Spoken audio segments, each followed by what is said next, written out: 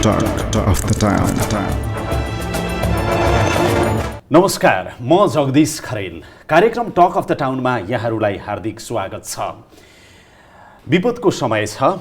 हाम्रो तीनवटै सुरक्षा निकाय विशेष गरेर विपद व्यवस्थापनको सन्दर्भमा, खोजी उद्धार अनि राहतको सन्दर्भमा पनि अहोरात्र खट्ने गर्छन्। यो तीनवटै संरचनामा यथेष्ट स्रोत, साधन, जनशक्ति, प्रविधि, उपकरणको चाहिँ आवश्यकता छ। यसलाई थप गर्न जरुरी छ। आजको कार्यक्रम विशेष गरेर हाम्रो सुरक्षा निकायको खोजी तथा उद्धारको सन्दर्भमा कति क्षमता र कति ल्यागत छ त र कसरी तयारी गरिरहेको छ सुरक्षा निकायले, यो विषयमा कुराकानी गर्नेछु। सबैभन्दा पहिला यो रिपोर्ट यहाँहरूका लागि।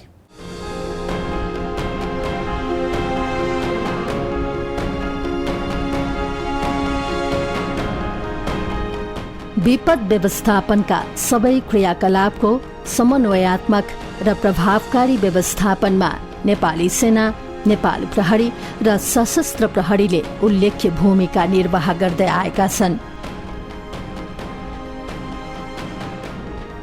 विनाशकारी भूकम्पपछिको उद्धार र राहतमा नेपालको तीनवटै सुरक्षा निकायले गरेको कामको सबैतिरबाट प्रशंसा भएको थियो। प्राकृतिक र गैर प्राकृतिक विपत्तिबाट सर्वसाधारणको जीवधनको सुरक्षाको विषयलाई नेपालका सुरक्षा निकायले उच्च प्राथमिकतामा राखेर काम गर्दै आएका छन्। हालै देशका विभिन्न भागमा बाढी, डुबान र पहिरो पीडितहरूको उद्धार र राहतमा नेपालका तीनवटै सुरक्षा निकायले उल्लेख्य भूमिका खेले। नेपाली सेना, नेपाल प्रहरी र सशस्त्र प्रहरी तत्काल घटनास्थलमा पुग्ने, घाइतेहरूलाई उद्धार गरी उपचारको लागि पठाउने, तत्काल आवश्यक पर्ने खाद्यान्न लगायतका सामग्रीको जोहो गर्न खटिए। साधन स्रोतको अभावका बावजुद पनि नेपालका सुरक्षा निकायले विपद व्यवस्थापनमा उचित ढङ्गले काम गर्नु आफैमा प्रशंसनीय छ। सीमित स्रोत साधनका बावजुद नेपालका तीनवटै सुरक्षा निकायले विपद व्यवस्थापनको लागि वर्षौंदेखि उच्च मनोबलका साथ काम गरिरहेका छन्। तर विपद व्यवस्थापनका यी निकायहरूको क्षमता अझै बढाउँदै लैजानेतिर सरकारले पर्याप्त ध्यान दिन सकेको छैन। उद्धारको लागि आवश्यक सामग्रीको अभावमा निकै कठिनाइका साथ काम गर्नुपर्ने अवस्था अहिले पनि कायमै छ।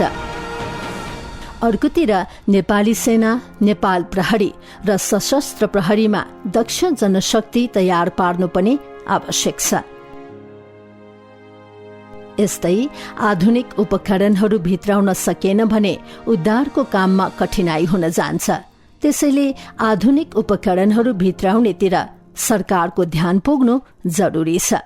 हामीलाई अहिले भर्खरै आएको प्राप्त भएको ऐनमा क्लियरली आफूले विभिन्न स्टेक होल्डर्सहरूले गर्नुपर्ने काम र अब नेसनल डिजास्टर त्यो फ्रेमवर्कमा 1 वर्षभित्र चाहिँ कुन कुन एजेन्टले के गर्नुपर्ने भन्ने कुरा पनि क्लियरली लेखिदिइसकेको छ। प्लस अनि हाम्रो अब त्यो कार्यविधिहरू सबै चिजले गर्दाखेरि चाहिँ हामीले अब हाम्रो डिजास्टर रेस्पोन्स क्यापेबिलिटीलाई र डिजास्टर व्यवस्थापन क्यापेबिलिटीलाई इन्हान्स गर्नको लागि हाम्रो आवश्यकता के हो, के गर्नुपर्छ, एक आपसमा कोअर्डिनेसन कसरी गर्ने र विभिन्न बाहिरबाट आएको सोर्सेसहरूलाई चाहिँ कसरी च्यानलाइज गर्ने, उनीहरूलाई कसरी बेस्ट युटिलाइज गर्ने, युएन एजेन्सिजहरूकोबाट पनि केही किसिमको सहयोग गर्ने भन्ने कुराहरू सबै मिलेर, जस्तो लाइक टाइम एन्ड अगेन हाम्रो अब केही कमी कमजोरीहरू भयो भने पनि एक आपसमा बेस्ट प्र्याक्टिसहरूबाट सेयरिङ गरेर त्यसमा चाहिँ सब्जेक्ट म्याटर एक्सपर्टकैबाट पनि उनीहरूको क्लासेसहरू कन्डक्ट गराएर फ्युचरमा चाहिँ कुनै पनि अब डिजास्टर परेर आम जनतामा हुने क्षतिलाई चाहिँ न्यूनीकरण गर्नको लागि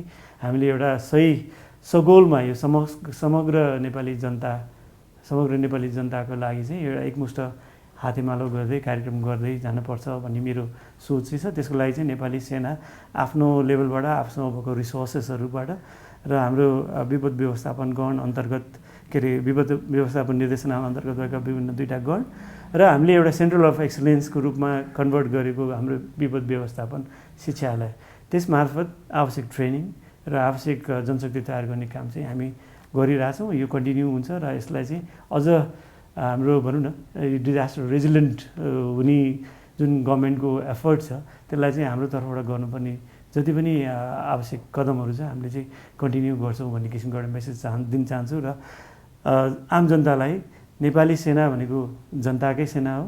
जनतालाई परेको बखतमा सरकारले निर्देशन दिए बमोजिम हामीले चाहिँ हामीलाई प्राप्त जिम्मेवारीहरू जुनसुकै कठिन अवस्थामा पनि हामीले जिम्मेवारीहरू पुरा गर्न चाहिँ हामी तत्पर छौँ। अझै पनि सोचे जति छिटो तथा प्रभावकारी रूपमा खोज तथा उद्धारको काम गर्न सकिएको छैन। भौगोलिक विकटता तथा अन्य कारणले गर्दा पनि विपद आएको ठाउँमा सुरक्षाकर्मी छिटो पुग्न नसकेको गुनासो बेला बेलामा आई नै रहन्छ। यो वर्षको मनसुन अझै सकिएको छैन। बाढी पहिरोको जोखिम अझै पनि छ। त्यसैले जोखिमको लेखाजोखा गर्दै खोज उद्धार तथा राहतको लागि स्रोत साधन प्रविधि उपकरण तथा दक्ष जनशक्ति सहित राम्रो पूर्व तयारी गर्न जरुरी छ। विपदको समयमा तत्कालै खोजी उद्धार र राहतलाई प्रभावकारी बनाउन सकियो भने जीवन बचाउन सकिन्छ भने हामी सबैले बुझेकै छौँ, जसको व्यवहारिक अनुभव हाम्रा 3वटै सुरक्षा निकायलाई छ।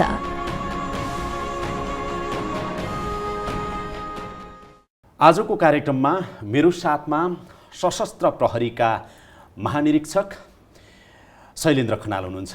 चिफ साहब स्वागत छ यहाँलाई। हजुर, थ्याङ्क यू जगदीश सर। सशस्त्र प्रहरी बलको कुरा गर्दाखेरि चाहिँ विपद जोखिम व्यवस्थापनमा यहाँहरूलाई राज्यले दिएको म्यान्डेट के हो र तपाईँहरू कसरी काम गरिराख्नु भएको छ? यो जुन हाम्रो सशस्त्र प्रहरी बलले विपद व्यवस्थापन र जोखिम न्यूनीकरणमा खेल्न पर्ने भूमिकाको लागि हाम्रो सशस्त्र प्रहरी बल नेपालको ऐनले नै हामीलाई निर्दिष्ट गरेको कुरा हो।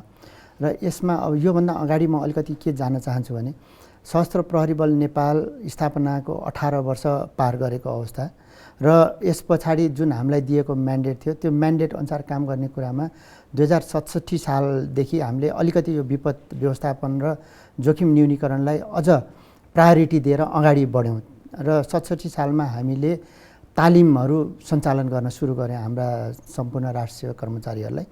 र 67 सालमै हामीले चाहिँ विपद व्यवस्थापन शाखा भनेर प्रधान कार्यालयमा सुरु गऱ्यौँ, शाखा खोल्यौँ। र त्यसपछि 68 सालमा हामीले बिस्तारै तालिम दिँदै गएर त्यो हाम्रा तालिम प्राप्त जनशक्तिहरूलाई एटलिस्ट पनि हाम्रो तत्कालीन समयको बाहिनी कार्यालयहरू क्षेत्रीय कार्यालयहरूमा एउटा टिमको रूपमा चाहिँ परिचालन गर्दै आइयो। र त्यसपछि पनि हामीलाई कस्तो लाग्यो भने होइन, अब यसलाई अझ हामीले चाहिँ विस्तृत रूपमा लानुपर्छ, यसलाई विकास गर्दै लैजानुपर्छ भन्ने मान्यता लिएर 68 सालमा कुरिनटारमा सशस्त्र प्रहरीको डिजास्टर म्यानेजमेन्ट ट्रेनिङ सेन्टर भनेर हामीले स्थापना गऱ्यौँ। र त्यहाँबाट रियल सेन्समा चाहिँ अब दक्ष जनशक्तिहरू हामीले उत्पादन गर्दै गयौँ। यो विपद व्यवस्थापनलाई अहिलेसम्म करिब 2615 चाहिँ दक्ष जनशक्ति नै हाम्रो स्पेसलाइज्ड सशस्त्र प्रहरी बलकै भित्रै स्पेसलाइज्ड पर्सनल्सहरू अधिकृतदेखि लिएर जवानसम्म, जसमा हाम्रो गोताखोरहरू पनि परे, जसमा चाहिँ स्विफ्ट वाटर रिभर रेस्क्युमा काम गर्न सक्ने, जुन नेपालको चिसो हिमालबाट बग्ने चिसा नदीदेखि लिएर तराईसम्मका बग्ने नदीहरूमा काम गर्न सक्ने त्यस्ता खालका जनशक्तिहरू। त्यस्तै भूकम्पको बेलामा कोल्याप्स स्ट्रक्चर भयो भने त्यो कोल्याप्स स्ट्रक्चरमा पनि काम गरेर त्यो कोल्याप्स स्ट्रक्चरबाट लाइभ रेस्क्यु गर्न सक्ने जनशक्तिहरू काम गरेर निकाल्न सक्ने त्यस्ता जनशक्तिहरू, प्लस मेडिकल फर्स्ट रेस्पोन्डरको रूपमा चाहिँ सुरुमै कम्ब्याटको तवरबाट लाइभ रेस्क्यु जसलाई चाहिँ त्यति तत्कालीन समयमा मेडिकल्ली सपोर्ट चाहिन्छ त्यस्तो सपोर्ट दिने खालको पनि दक्ष जनशक्तिहरू हामी छ। समुदायमा चाहिँ तालिम अलिकति आधारभूत तालिमहरू दिनुहुन्छ कि? समुदायमा पनि छ। समुदायको कुराहरूमा म आउँछु। झन्डै 518वटा समुदाय क्लबहरूलाई हामीले चाहिँ तालिमहरू दिएका छौँ।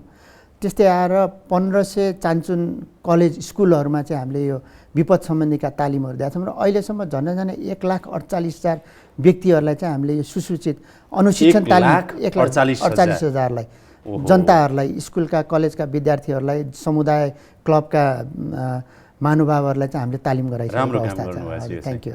है विदेशीहरूलाई पनि दिनुहुन्छ क्या? विदेशीहरूलाई पनि छ हजुर। अहिले हामीले 2वटा तालिम एनसेट र हामी मिलेर सशस्त्र प्रहरी बल जुन कुरिनटारमा हाम्रो शिक्षालय छ, हामीले मिलेर नेपालभित्रै रहेका हाम्रा इन्स्ट्रक्टरहरू जुन नेपाली सेनाबाट पनि आउनुभएको थियो, नेपाल प्रहरीका पनि र हाम्रो सशस्त्र प्रहरी बलका पनि, ती इन्स्ट्रक्टरहरू र विदेशी इन्स्ट्रक्टरहरू समेत भएर हाम्रो सार्क रिजनका केही राष्ट्रहरू मालदिव, श्रीलङ्का, भुटान, अफगानिस्तानका पनि अधिकृतहरूलाई यो उसमा एमएफआर र collapse structure search and rescue तालिम चाहिँ हामीले हालसालै मात्रै दियौँ। जस्तै 15 दिन अगाडि मात्रै उहाँहरू तालिम गरेर जानुभयो 25 जनाले।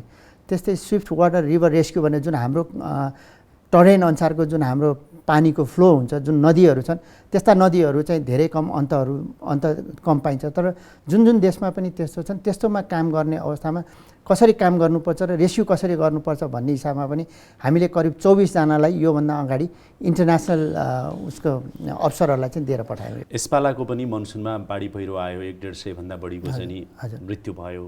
अब अहिले पनि मनसुन सकिएको छैन चिफ साहब। आम जनता तपाईँलाई हेरिराख्नु भएको होला।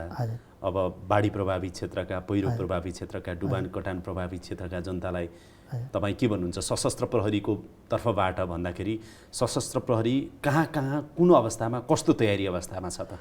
अहिले हामीले यो बाढी पहिरो सुरु हुनुभन्दा अगाडि नै मैले एउटा नेपाल नेसन वाइड हाम्रो राष्ट्रिय कर्मचारीहरूलाई विशेष आदेश दिएको थिएँ, निर्देशन दिएको थिएँ कि हाई अलर्टमा बस्ने, उच्च जुनसुकै बेलामा पनि परिचालित हुन सक्ने गरी बस्ने भनेर एउटा हामीले निर्देशन दिएको थियौँ। र त्यसै अनुसार चाहिँ यो अहिले जुन मनसुन सिजनमा गएको बाढी पहिरोमा काठमाडौँ भ्याली लगायत विभिन्न जिल्लाहरूमा सशस्त्र प्रहरी बलको परिचालन भयो। करिब सिफ्ट वाइज हामीले चाहिँ 15,000 भन्दा बढी चाहिँ सशस्त्र प्रहरीलाई परिचालन गऱ्यौँ। र तत्कालीन समयमा हामीले के भन्यौँ भने हामीले हाम्रो युनिट सुरक्षादेखि बाहेकको सम्पूर्ण जनशक्ति चाहिँ यो उद्धार कार्यमा लगाउनुपर्छ। र उद्धार कार्यमा लगाउँदाखेरि हामीसँग भएका स्रोत साधनहरू, बोटहरू लगायत रोपहरूदेखि लिएर सम्पूर्ण कुराहरू, हामीसँग भएका जति पनि साधन स्रोत छ त्यो सम्पूर्णको प्रयोग गरेर, अझ भएन भने स्थानीय रिसोर्सेसहरूलाई पनि प्रयोग गरेर, जस्तै डुङ्गा जस्तो बनाएर, एउटा फ्ल्याट काठको चाहिँ डुङ्गा जस्तो बनाएर भए पनि गएर कसरी हुन्छ उनीहरूको उद्धार गर्नुपर्छ भन्ने मान्यता राखेर हामीले उद्धार गरेर, र उद्धार कार्यमा सशस्त्र प्रहरी बल मात्रै होइन, नेपाली सेना, सशस्त्र प्रहरी बल, नेपाल प्रहरी र जनसमुदाय, स्थानीय लोकल आम जनसमुदायहरू पनि लागेर गरेका उदाहरणहरूले गर्दाखेरि नै धेरै ठाउँमा सक्सेस पनि भएको हो भन्ने मलाई लाग्छ। र यति बेलाको अवस्थामा सशस्त्र प्रहरी बल आफैले मात्र पनि 1800 जनाको लाइभ रेस्क्यु गर्नलाई चाहिँ सफलता प्राप्त गरेको थियो। र काठमाडौँमा मात्रै झन्डै 180 जनालाई लाइभ रेस्क्यु गरिएको थियो, जीवितै उद्धार गरिएको थियो। हजुर, अब चाहिँ के छ त? जस्तो अहिले पनि मनसुन त सकिएको छैन। हामी हाई अलर्टमा छौँ। हामी परिचालन हुनलाई 24 घण्टा हामी तयारी हालतमा छौँ। जनताको तर्फबाट एउटा गुनासो पनि छ, यहाँलाई त्यो पनि सुनाइहालौँ। हजुर, विपद पर्छ, हाम्रो सुरक्षाकर्मी राम्रो गर्दा गर्दै पनि अलिक छिटो चाहिँ आइदिँदैनन्, अलि ढिला हुन्छ भने पनि यो अलि ढिलो पुग्ने छ, यो घटना भइसक्छ, अलि ढिलो हुन्छ भनेर जनताको त्यो गुनासो चाहिँ फेरि छ है? त्यो पनि सुनाएँ मैले तपाईँ। एकदम खुसी लाग्यो यहाँले मलाई यो गुनासोको कुराहरू राख्नुभयो। तर अहिले हामीले यस्तोसँग चाहिँ अहिले मैले भने नि, हामीलाई आदेश कुर्ने होइन, अब चाहिँ तुरुन्त परिचालन हुने हो र तुरुन्त जहाँ त्यस्तो विपदको अवस्था सिर्जना भएको छ त्यो ठाउँमा गइहाल्ने हो। जस्तै गुल्मीको घटना पनि हेर्ने हो भने हामीले चाहिँ 9 घण्टा तुरुन्तै त्यहाँबाट मुभ भएर 9 घण्टाको बाटो हिँडेर पुग्ने, अब ठाउँमा नरहेको अवस्था हुनसक्छ, त्यहाँ नेपाल प्रहरीको पनि पुग्नु भएको थियो र हाम्रो पनि पुग्नुपर्छ भन्ने मान्यता साथ हाम्रो चाहिँ हिँडेको। त्यस कारण सुन्ने बित्तिकै विदिन 10 मिनट्स मुभ हुने गरी हामीले तयारी हालतमा राखेको, जसको लागि आदेश कुर्न पर्दैन र 10 मिनटभित्र उनीहरू हिँडेकै हुनुपर्छ। त्यो हिँडेकै हुनुपर्छ उनीहरू आफूसँग भएको स्रोत साधनहरू लिएर हिँडेकै हुनुपर्छ। र अहिले हामीले कसरी राखेको छौँ भने क्षेत्रीय हाम्रो जुन बाहिनी कार्यालयहरूमा चाहिँ एक प्लाटुन दक्ष म्यान पावर सहितको चाहिँ टिम छ अहिले हामीसँग। र अब हामीले त्यो गण तहसम्म अब 36वटा गणमा हामी त्यो पुर्याउने लक्ष्यका साथ हामी ट्रेनिङहरू गराइराखेका छौँ।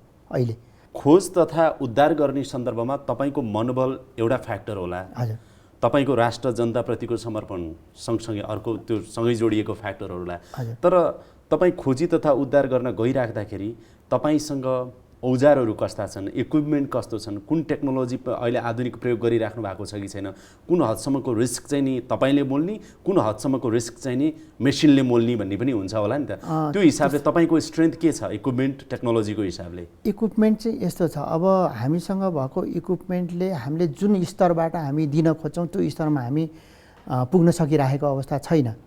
त्यो स्तरमा पुग्नको लागि हामीलाई अन्य ठुला इक्विपमेन्ट्सहरू चाहिन्छ। जस्तो एउटा मसिन छ अहिले नयाँ आएको मसिन ब्रोक भन्ने कम्पनीको, त्यसका चाहिँ टुल्सहरू मात्रै चाहिँ 15वटा डिफ्रेन्ट टुल्सहरू छन्।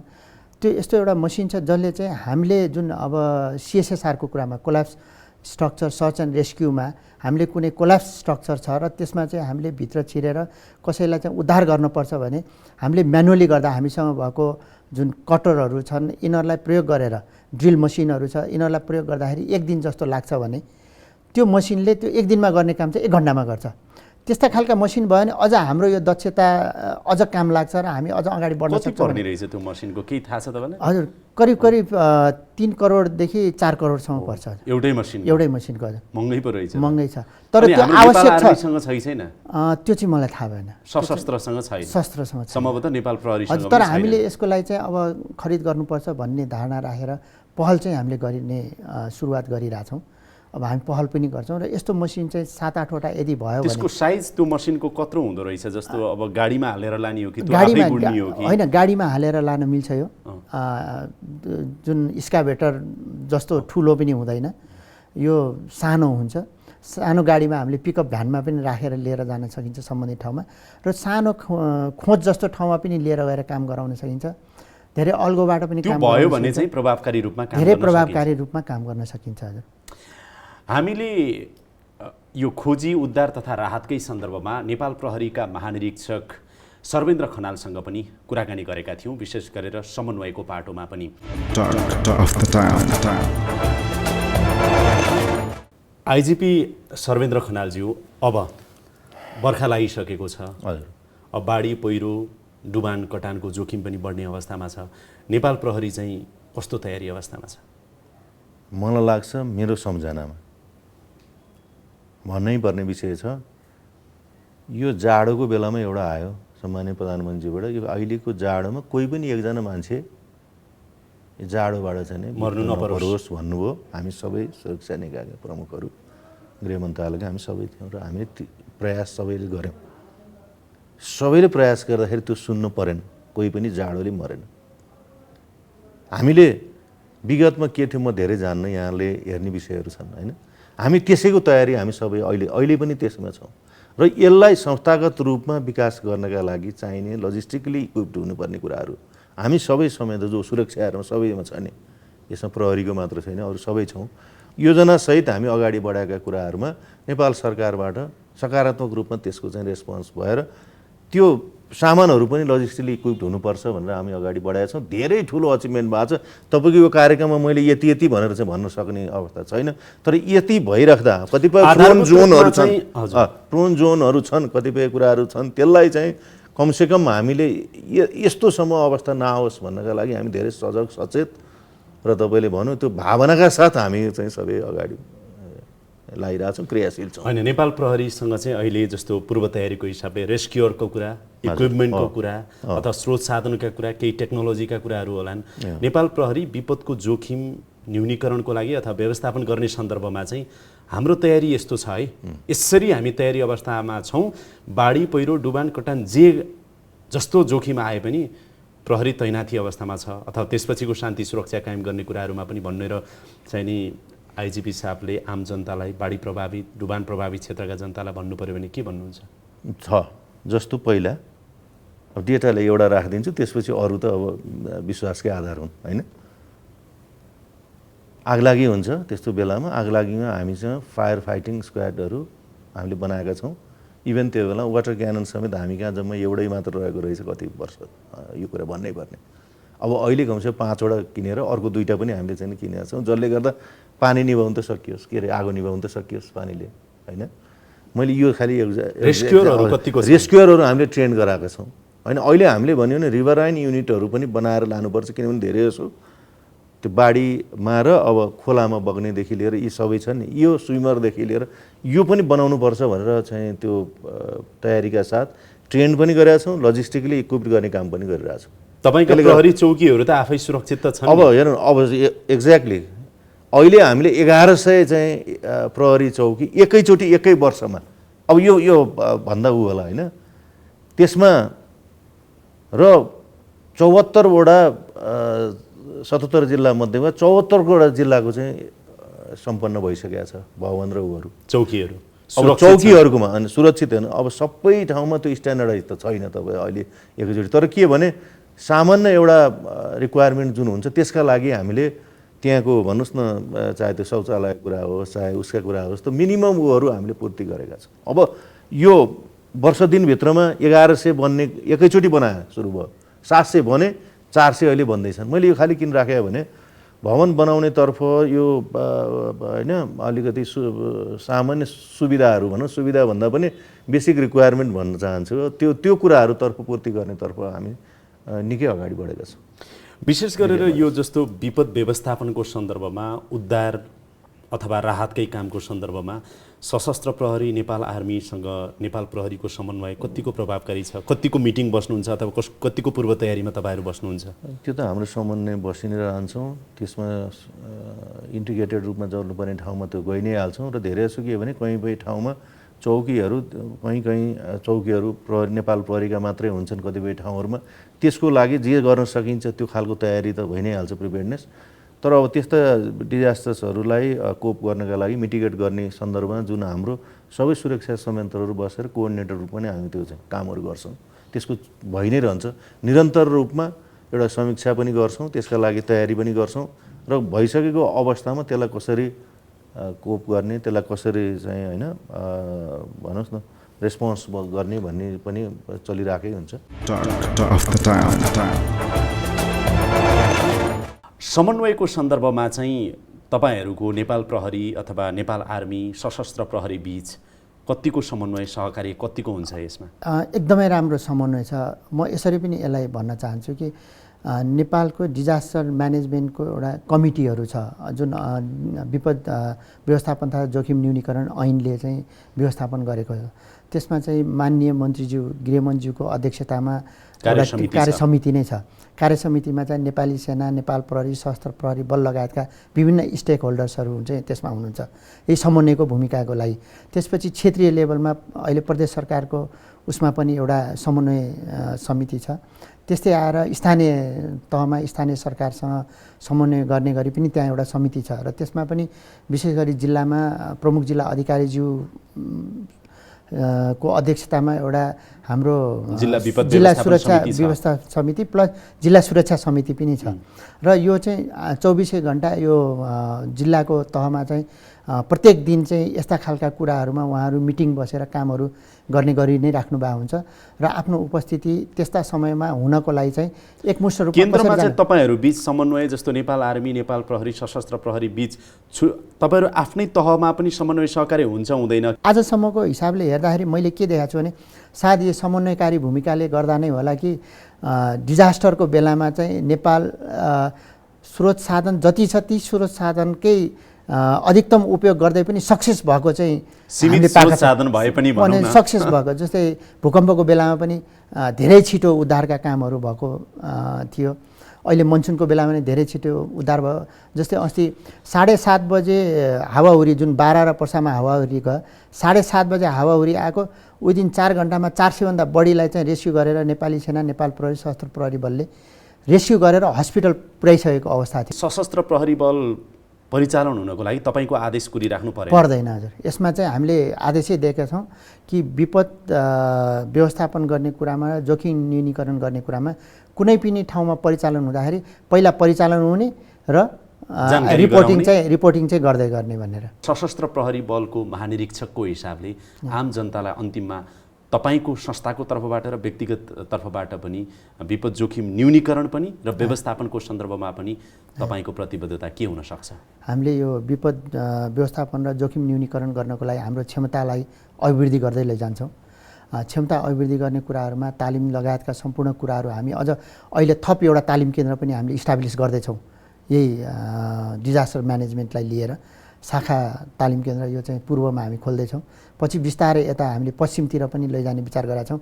भन्नाको मतलब यसलाई महत्त्व दिँदै अगाडि बढिरहेको अवस्था छ त्यस्तै आएर हामीले चाहिँ हाई अल्टिट्युडमा रेस्क्यु गर्नको लागि पनि त्यस्ता तालिमहरू गराउने र तालिम केन्द्रहरू चाहिँ खोल्दै लैजाने भविष्यमा खोल्दै लैजाने चाहिँ हाम्रो योजना रहेको छ र यसदेखि बाहेक चाहिँ सबभन्दा ठुलो कुरा के हो भने जनताले शान्ति सुरक्षा मा रहेर उहाँहरूले अमन चयनका साथ आफ्नो नैसर्गिक अधिकारलाई जुन व्यतीत गर्न चाहनु भएको छ त्यो चिजलाई, त्यो इच्छालाई, त्यो चाहनालाई पुर्याइदिने हरेक एङ्गलबाट त्यो चाहनालाई पुर्याइदिने नै हाम्रो जिम्मेवारी हो। त्यसैको लागि हामीले जागिर खाएका हौँ। र यसमा पनि मैले अहिले कस्तो गर्न खोजिरहेको छु भने सिजनको हिसाबले चाहिँ अब हाम्रो दक्षता त्यो हिसाबले पनि विकास गर्नुपर्छ भनेर लगिरहेको छु। जस्तो मनसुन सिजनमा बाढी पहिरो बढी जोखिम हुन्छ, यही हिसाबले हाम्रो ट्रेन गर्ने हाम्रो म्यान पावरलाई।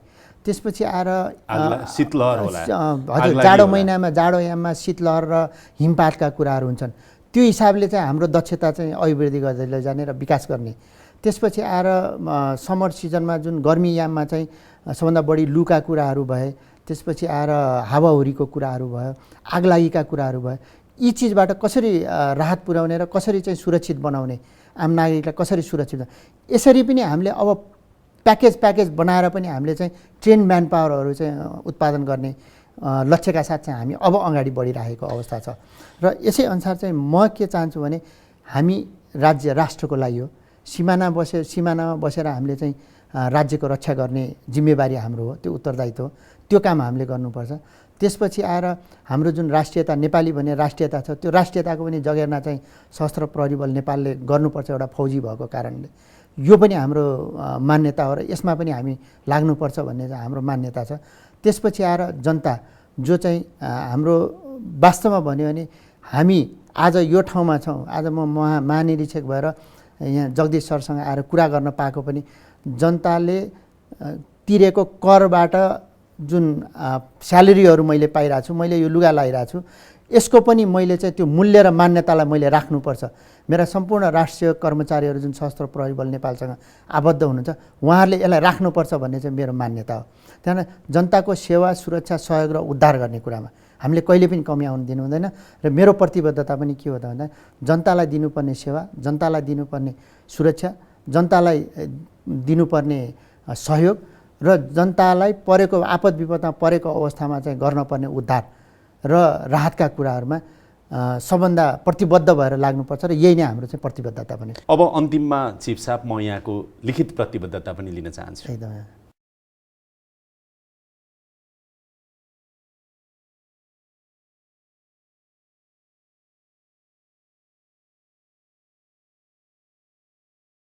चिफ साहब यो पढेर सुनाइदिनुहोस्। हस्, यो सशस्त्र प्रहरी बल नेपालका म लगायत सम्पूर्ण राष्ट्रहरूको तर्फबाट यो प्रतिबद्धता व्यक्त गर्दछु र यसमा राष्ट्रको रक्षा सिमानामा बसेर राष्ट्रियताको जगेर्ना गर्दै आम जनताको सेवा, सुरक्षा, सहयोग र आपद विपदमा उद्धारमा खटिँदै अहोरात्र 24 घण्टा हाम्रो सकल दर्जाका राष्ट्रियकहरू इमान्दार, कर्तव्यनिष्ठ, व्यावसायिक, अनुशासित रही राज्यले दिएको कार्यादेशप्रति पूर्ण वफादार, जिम्मेवार र उत्तरदायी भई कार्य गर्ने प्रतिज्ञा सहितको प्रतिबद्धता म सशस्त्र प्रहरी महानिरीक्षक शैलेन्द्र खनाल सहित सशस्त्र प्रहरी बल नेपालका सकल दर्जाका राष्ट्रियको प्रतिबद्धता जाहेर गर्दछु। यो प्रतिबद्धता कायम रहोस् र कार्यान्वयन होस्। यो समय, संवाद अनि कुराकानीको लागि चिफ साहबलाई धेरै धेरै धन्यवाद छ। मेरो तर्फबाट नै हार्दिक धन्यवाद छ। मलाई यहाँसम्म आएर सशस्त्र प्रहरी बलले आपद विपदमा गरेका कामहरूको बारेमा हाम्रा बुवा आमा, दाजुभाइ, दिदीबहिनीहरूलाई जानकारी गराउन पाउँदा थ्याङ्क यू सो मच। धेरै धेरै धन्यवाद छ। यसका साथै अहिलेको लागि यो कार्यक्रम यहीँ बिट मार्ने अनुमति चाहन्छु। कार्यक्रम युनिटका सम्पूर्ण सहकर्मीहरूको साथमा मलाई पनि बिदा दिनुहोस्। नमस्कार।